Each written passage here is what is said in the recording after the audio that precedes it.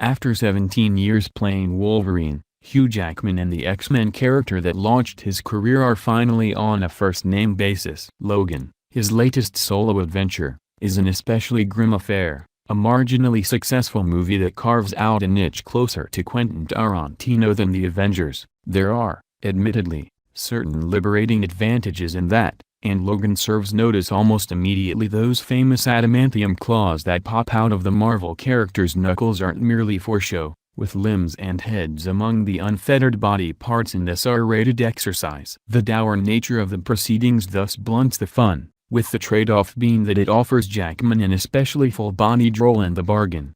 The net result, ultimately, is a movie that should connect strongly with hardcore comic fanboys, including those who flock to Deadpool, at the risk of leaving those less keenly invested feeling a tad cold, missing that movie's lighter touch. There's also the occasionally uncomfortable matter of a little girl freely engaged in the bloodletting, and the sheer buildup of collateral damage as the movie's body count mounts. Logan is set in the future. It's 2029, but it's only dystopian, really, for the genetically superior offshoot known as mutants. Most of them have been eradicated, forcing Logan to make ends meet driving a limo, while laboring to hide Professor Charles Xavier, Patrick Stewart, a self-described nonagenarian whose telepathic mind, ironically, is failing him. Their banter is one of the highlights, with the added hook of hearing Stewart drop F-bombs because, with all that violence, what's a little language among friends? Logan gets reluctantly drafted to protect the aforementioned girl, Laura, newcomer Daphne Keene, who possesses all of his powers in a pint-sized package. The goal is to squire her from the Mexican border to North Dakota, where she can, hopefully, find safety with others of their kind, making this a sort of road movie, albeit with a Mad Max, Beyond Thunderdome-type obstacle course built into it.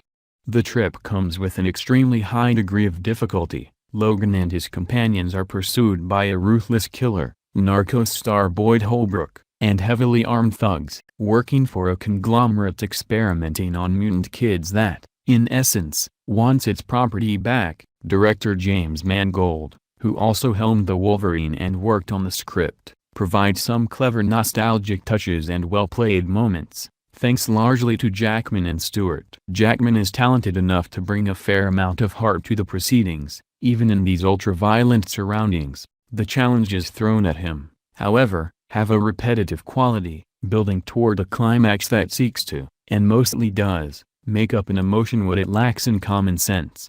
For anyone who has followed the various permutations of the X-Men franchise, whose last few outings have been decidedly subpar, Logan offers an element of completion, and an intriguingly different take on the material. It is also, along with the FX series Legion, a sign of the maturation of comics on screen. For better or worse, Jackman has grown into a full-fledged star since the first X-Men, which basically paved the way for the welcome breed of serious comic book adaptations that have followed. Alas, the franchise has headed mostly downhill creatively since its excellent first sequel, X-Men 2. Those movies helped establish that superheroes didn't have to be just for kids, and this one qualifies as a culmination of that journey. Yet if the genre has reached the point where embracing the darkness produces a movie that's admirable on certain levels, Logan is also undercut, in part, by its own nasty streak. Director James Mangold, who also helmed The Wolverine and worked on the script,